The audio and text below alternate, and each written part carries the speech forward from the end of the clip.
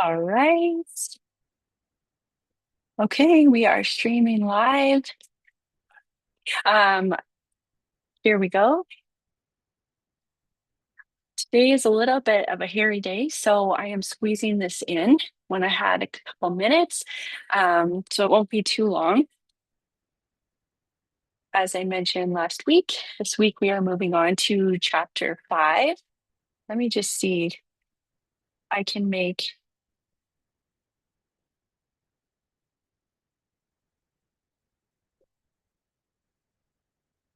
okay. Hope that that's a little bit better. Now that I should be in my headphones, I don't know what was happening before there. Noise cancellation. If anybody is on right now, let me know if it's too loud or if the sound cancellation is on. All right, here we go. All right, so starting chapter 5, and you're strong enough for this. Um, Chapter 15. I don't know what I just said 5. Literally, my mind is in 10 different places right now. All right. So, chapter 15, boundaries and emotional labor, protecting your energy without guilt. Boundaries aren't barriers, they're bridges to healthier relationships. Can we all admit boundaries are like the one dance move everyone pretends to know but secretly struggles with? Not because you don't want them, but because enforcing them feels like emotional gymnastics. You worry, will people think you're selfish, too much, or not caring enough? You fear that if you draw the line, someone might disappear right when you need them most. Here's the truth: your sister from another mister, hi, that's me, need you to hear. Boundaries aren't walls, they're doors with locks. You decide who gets access, how often, and in what way. And when set with clarity and love, they protect your peace, your energy, and your time. They're not cold hearted, they're courageous. And guess what? When done, when done well, boundaries don't push the right people away. They attract the ones who respect you enough to stay. Now, when you're reading this, you might think, sounds easy enough, Kate. Um, well, too good to be true. Maybe this has been something that you've been struggling with is boundaries. Knowing it and enforcing it are two different things. But I am telling you, everything I've put in here is stuff that I have done. I have done the uncomfortable with people that I really care about or with people that I was terrified of their reactions. And every single time it turned out better than I could have expected. It may not have even been the outcome I expected, but it turned out better than I could have expected. Okay. I am sharing this with you from a place of love and trust and honesty. It feels uncomfortable. It's like stretching, but the longer you breathe through it, the easier it gets and the further you can go. So just stay true to yourself, be patient with yourself, and know that it's going to be worth it in the end. All right. So, um, when done well, boundaries don't push the right people away. They attract the ones who respect you enough to stay. Now, let's talk about emotional labor. You know, the mental load of managing everyone else's feelings, needs, moods, and schedules, often without even realizing it. Supporting the people you love can be beautiful and deeply fulfilling. But when it becomes a one sided job with no breaks, no thank yous, and zero balance, that's when resentment creeps in and burnout gets way too comfy on your couch. This chapter is your official permission slip to get clear on the boundaries you actually crave, the ones that allow you to show up for others without constantly abandoning yourself. We'll talk about how to set them with confidence, no guilt spiral required, how to spot when you're doing the emotional heavy lifting solo, and how to shift into healthier dynamics that protect your energy without compromising your compassion or connection. Here's the wild part: you might not even realize how much stress is coming from missing boundaries. I didn't. When I first heard the word boundaries, it hit me like a dodgeball to the face. I had no idea how many unhealthy patterns I'd built while trying to win people over and earn their approval. Silly me. Once I started doing the work, everything changed. The biggest person it impacted, me. It was a personal revolution. When you realize that taking responsibility for your own peace and happiness can improve your life almost overnight, you might get hooked. That's why I'm so obsessed with this work and why you just might be too. You don't have to burn bridges, but you do get to stop setting yourself on fire to keep them all lit. What boundaries really are and why they matter. I really hope that you guys can hear me because there is music playing, there's people around me. I'm going to keep going. Hopefully, we can clean it up.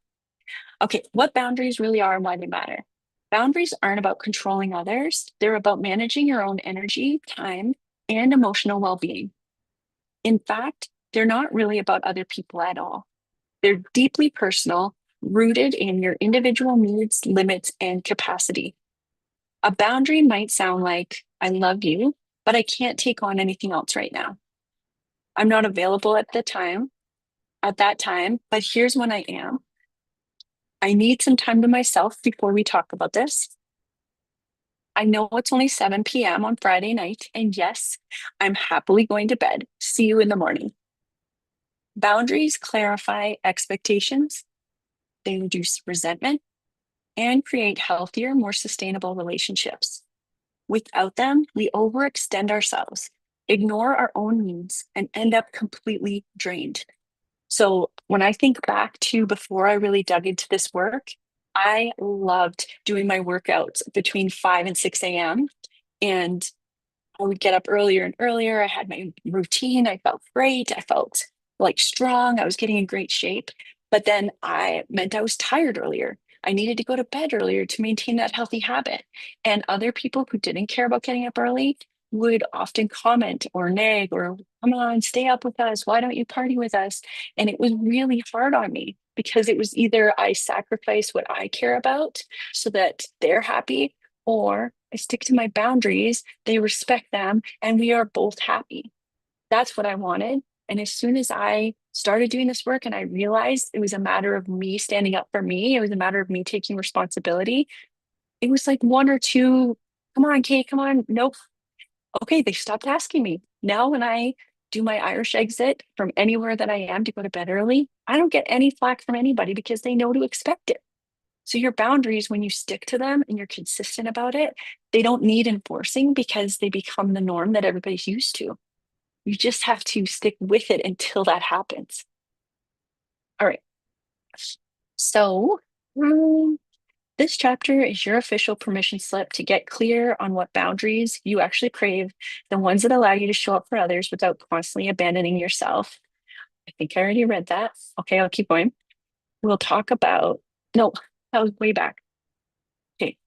Boundaries clarify expectations, reduce resentment, and create healthier, more sustainable relationships. Without them, we can overextend ourselves, ignore our own needs, and end up completely drained. One of the most freeing realizations about setting boundaries is that you don't have to explain yourself. You don't owe anyone a lengthy justification for protecting your time, energy, or peace. The less you explain, the less there is for the less room there is for negotiation. I gotta flag that. That's about another project I'm working on. Okay. Um, and here's the bonus. When you don't offer up extra reasoning, it shortens the back and forth with people who tend to challenge boundaries. No fuel, no fire, just clarity and a whole lot more calm. The emotional labor load. Are you carrying too much? Please stick with me. Be honest about this. You matter. This matters. Okay. So be honest with yourself. Emotional labor is unseen work of managing relationships, supporting others emotionally, and carrying the mental load, social and family dynamics. The mental load of social and family dynamics. Parenthood is a perfect example of how you can be living the same life, yet your mental and emotional energy is depleting much quicker than it used to. I've also seen this happen when someone becomes a caretaker for an aging parent or when a loved one falls ill. From the outside, it may look like nothing in your life has changed, but on the inside, you know you're working twice as hard just to maintain the same baseline of energy. Signs you might be carrying too much emotional labor. You feel exhausted after interactions that should be simple. You're the default emotional support system for others, even when you're struggling. You absorb other people's stress, emotions, or responsibilities without reciprocation. You say yes when you really want to say no, just to avoid guilt or conflict. By the way, there are certain types of personality traits that can sniff that out. They can tell when you will feel guilt or when you don't want to be in conflict, and they will take that to their advantage. They will utilize that to their advantage because they can lean into that discomfort. So once you start to do this for yourself, those people tend to back off. Carrying too much emotional labor without boundaries doesn't make you a better friend. Carrying too much emotional labor without boundaries doesn't make you a better friend, partner, or family member. And it certainly doesn't make you a saint or a superhero for others to admire. It just makes you exhausted. Martyrdom might feel noble in the moment, but if you're being real with yourself, every yes you say, every time you sacrifice your well being for someone else's, that's your decision. No one else's. So while it may feel easier to blame those who are asking, the truth is, it's up to you to protect your peace. It's your peace. It's up to you to protect your peace. Sometimes I know this stings, but it needs to be said. Sometimes it just makes you a martyr. You're allowed to stop proving your worth through exhaustion. Peace is the proof. How to set boundaries without guilt. If setting boundaries feels uncomfortable, that's okay. It's completely normal. The more you practice, the easier it becomes, like everything else. And once you feel comfortable with it, your whole mind, body, and soul will benefit. Here's how to start. Just do it. Just kidding, kind of. Number one, identify where your energy is being drained. Are there people in your life who always leave you feeling emotionally exhausted? Are you saying yes to things out of obligation or habit rather than genuine desire? Are you carrying responsibilities that aren't yours to hold? Once you identify the biggest drains on your energy, you'll know exactly where boundaries need to be set. Number two, communicate clearly and confidently. Boundaries should be simple, direct, and respectful. They don't need to have an explanation or justification. The less you explain, the less there is to negotiate. This big one. When you stop explaining yourself, people will stop battling you. Instead of, I feel bad, but I just don't think I can help you with this, try, I can't take that on right now. Instead of, I don't want to hurt your feelings, but I need some space, try, I don't have time available today. Number three, let go of guilt. Guilt is not a sign that you're doing something wrong. It's a sign that you're stepping into something new. You're not responsible for how others react to your boundaries. If someone gets upset because you've set a limit, that doesn't mean your boundary was wrong. It means they benefited from you not having one. It also means that they were used to how things were, so they may need some time to adjust, and that's okay. Number four, enforce the boundaries consistently.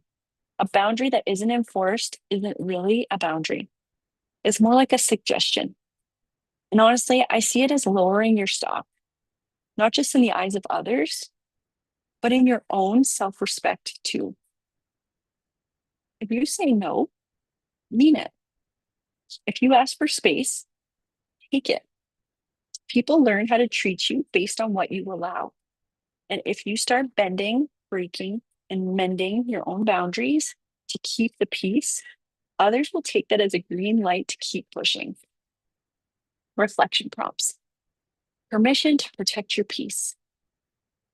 As always, take some time. Don't rush through these. If you have the book, turn this off, light some candles, put on some soft music, wherever you won't have any interruptions. Give yourself 15, 20 minutes, half an hour, ideally, with no interruptions so you can actually hear your own voice. Number one, what boundaries have you been resisting setting or holding, and why? Number two, which relationships currently require clear expectations? You know. If you have a 12 or 13-year-old, you know.